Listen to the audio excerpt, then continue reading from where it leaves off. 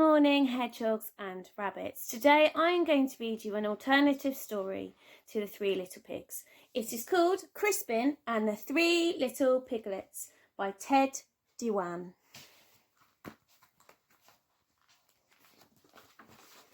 Crispin Tamworth was a pig who had it all to himself. He had loads of stuff to play with and two best friends, Penny and Nick.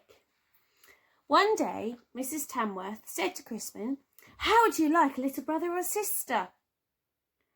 "Why would I want one of those?" asked Crispin.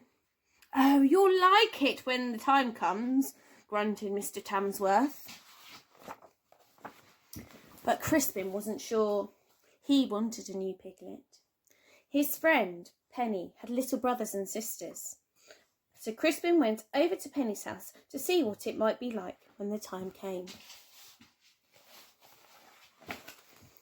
There were an awful lot of them, but it looked like fun.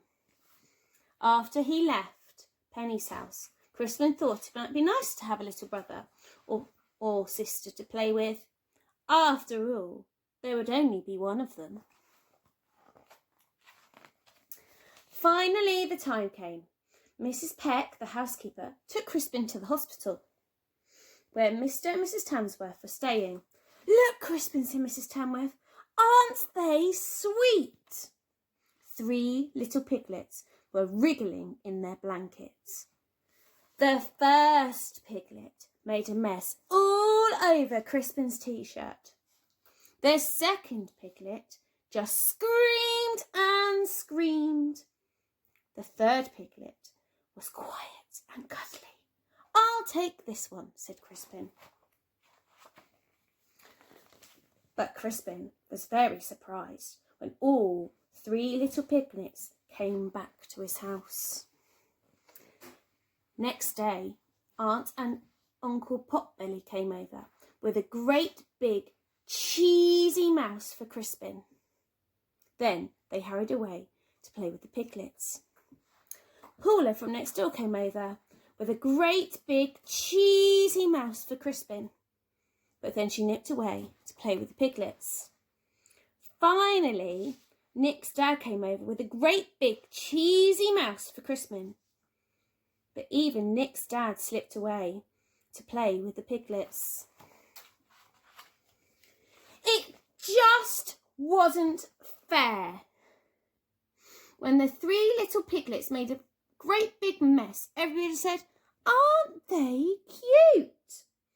Little pigs, let me come in, not by the hair of my chinny chin chin." So Crispin made a great big mess and said, "Look, I'm a little piglet too." He was sent outside. It just wasn't fair. When three little pigs screamed and cried, everybody said, "Oh, the poor dears," and played their favourite song. Then a huff and a puff and a blow your house down.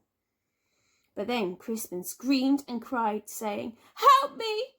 I'm a little piglet and I want a different song."